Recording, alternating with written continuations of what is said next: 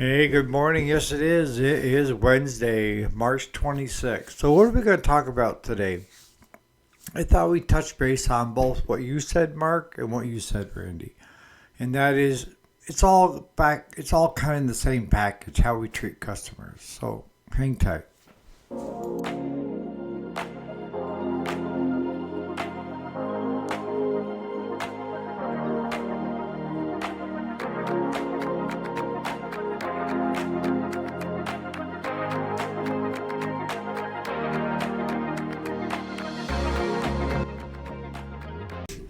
Alrighty, welcome back to the channel. My name is Eric, if you didn't already know that. And today is Wednesday. It's the weekday, Monday through Friday.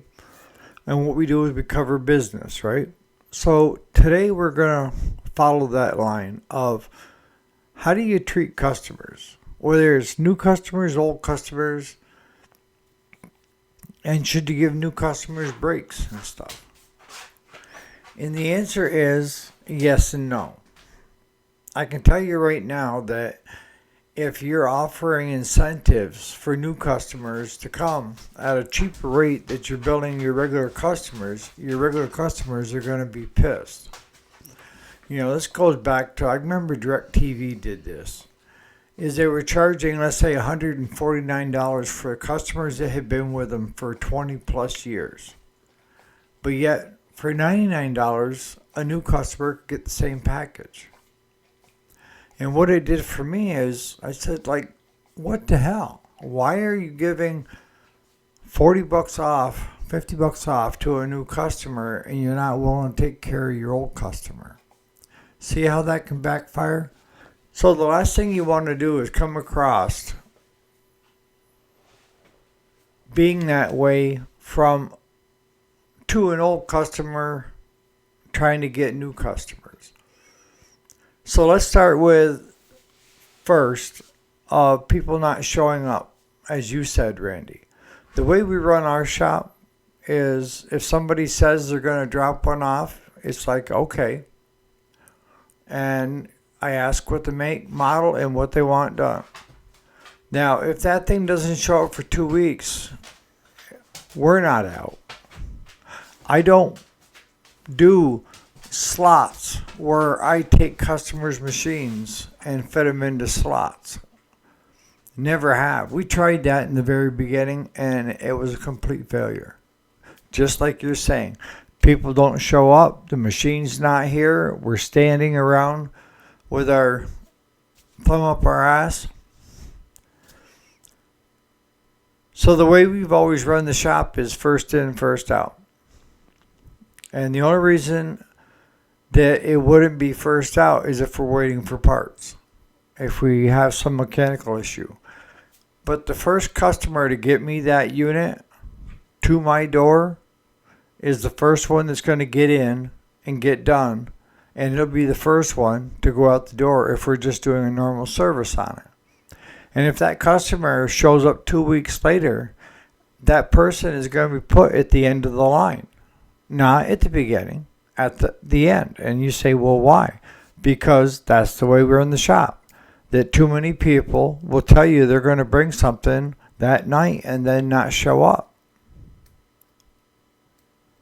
Doesn't it sound more business sense, realistic, to take care of the ones that you have versus the ones that you may have? It does for us. It may not work for you guys. But that's the way we've basically gone, is in that direction of that's fine whenever you drop it off. And we had that instance, with tractors before, of where the guy was going to drop it off that weekend and it ended up being almost 2 weeks later. Does he automatically get pushed to the front of the line? No. No, he is now behind two other ones that came in. And his will get done as soon as the parts come in. That tractor we've already got split. And looking at either cleaning up and adjusting the clutches that he has in it or replacing the clutch and pressure plate and throw-out bearing. But I just had that instance with another customer. and I've talked with them now 4 times. And they don't live where the tractor is. The tractor is at their summer camp. And it went from, would you guys be willing to work on it? And if you haven't run into this, you will. And my answer was yes. Even though the tractor was almost 70 miles away, I explained to him that yes, we were willing to work on it, but he was looking at over $100 each direction.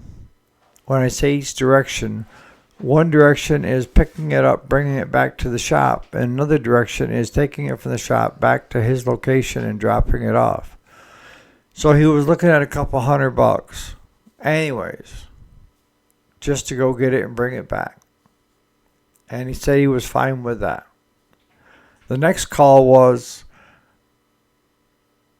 I'm interested in having you guys do the work if you're still willing to do the work. And I said, yes, nothing has changed. But it had, because he had gone from, well, instead of you guys coming and picking it up, are you willing to just come and do a service call? And that way it would save me the trucking. That should send up red flags. The final finale was when he went and he started telling me that this one guy worked on it and he's going to take him to small claims court because the tractor didn't come back running. Another guy was in there, got it running, but a week later it won't start now. And he's probably going to go after that one. Why would I want to set ourselves up with someone like that?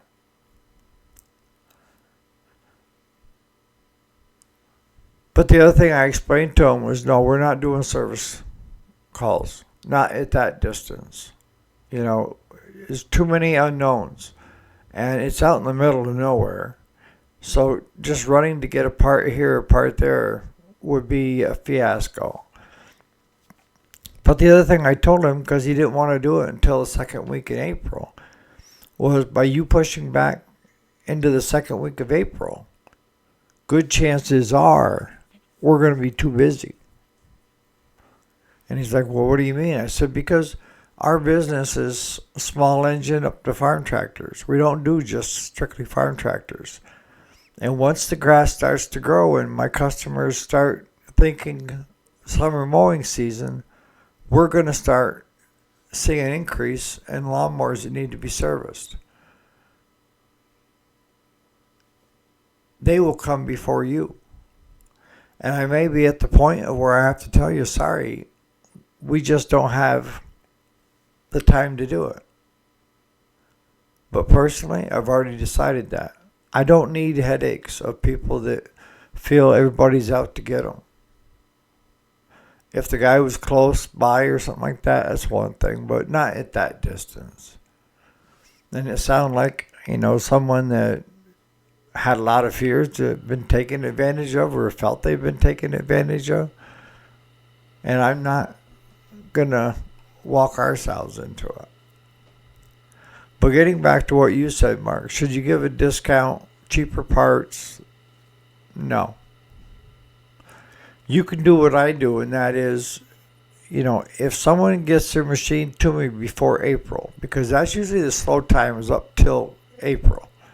From April on, here comes the onslaught. Yesterday, we got another call. We have to pick up a mower this morning, a rider, and go through it.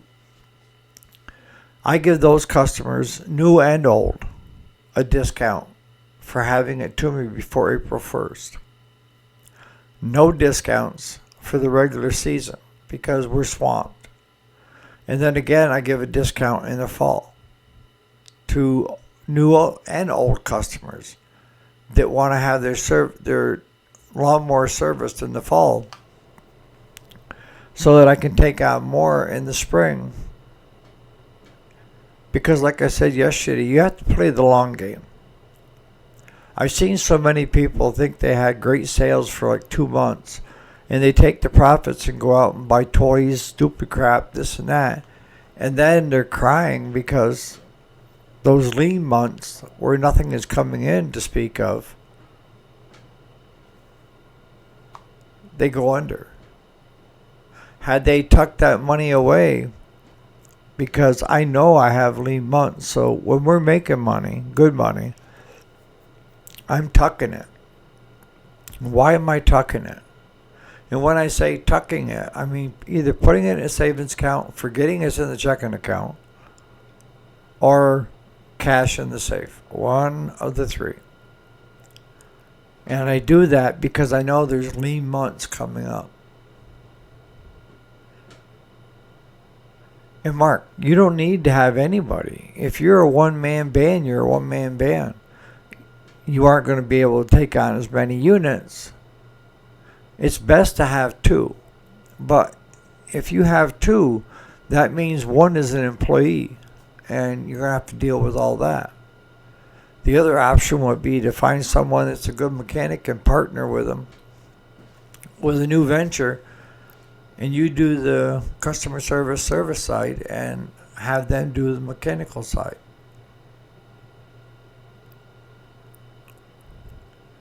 It's hard to have one person that you hire for just strictly customer service and manning the phones if you only have one mechanic. You know, unless you're doing it yourself. But to hire someone to do it, you're going to need more than one mechanic and enough work coming in to cover both them employees. You see what I mean? Sometimes bigger isn't better. You know, Amos said it here a while back. It's not how much you make a year. It's what your net is, not your gross. Because you can make $2 million and only have a net takeaway of 20 grand. Or you can make $1 million and have a net takeaway of 200,000. Gross doesn't mean squat. What is your net? And that's where it comes down to dollar and cents. Today's video is not going to be that long. But if you're having problems with customers not showing up when they say they're gonna, don't slot any customer in for any spot. All my customers know first in, first out.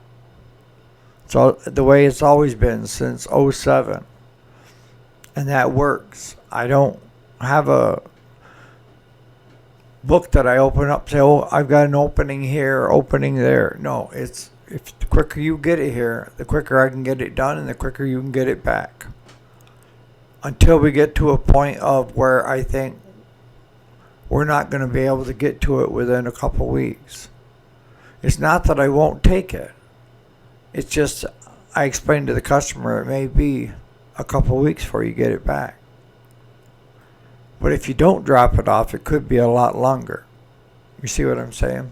One of the other things that you have to take into consideration when you're doing pick up and drop off, you know, like the guy that's almost an hour and a half away. You're looking at 3 hours that you're going to be gone.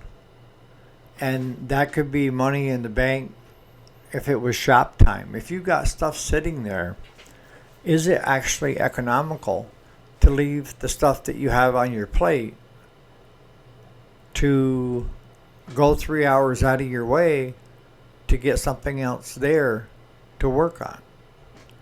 And the answer, if you have a pretty good workload, would be no. It wouldn't pay. And you figure, well, what can the shop make in a 3 hours time? You know, what income would it bring? And that would be roughly, you know, $150 for 3 hours with one mechanic, right? That's what we would lose by not being there. We would lose more if there were handheld stuff for me to work on. But still, I'm limited of what I can do. Lifting and stuff like that. Just kind of taking it one day at a time, just trying to get myself better. So you have to look at that too. You know, what you're looking at $150 the shop could take in with Claude being a mechanic versus 3 hour drive. So at around $100, that's you're screwing yourself You should figure out how long it's going to take you to get there and back, and that's what your trucking should be. That plus fuel. And then you got wear and tear. See, Claude's still on the books as far as getting paid for that time. So if I do it for $100, I'm actually going $50 in the hole, plus fuel, of what I could make at the shop. And then the last thing I'm going to tell you right now is do not allow customers to dictate your terms. Yes, you want every customer happy, but it's your business. It's your shop. And in saying that, you need to run it as your shop. I try to work with every customer I have, and I had different approaches for each customer. But I'm not going to allow a customer to tell me how to do my job. If they want it fixed, drop it off. If you're coming with a lot of reservations because you've been burnt before, that's fine. I can deal with you. But don't start telling me that you're small claims court happy and think it's not going to set off red flags. That tells me either you've been screwed twice, which is possible, or you had higher expectations of what the person that was working on it did. And maybe what was agreed upon. So on that note, you guys have a great Wednesday, and we'll catch you here bright and early tomorrow morning for the weekday. Have a great day.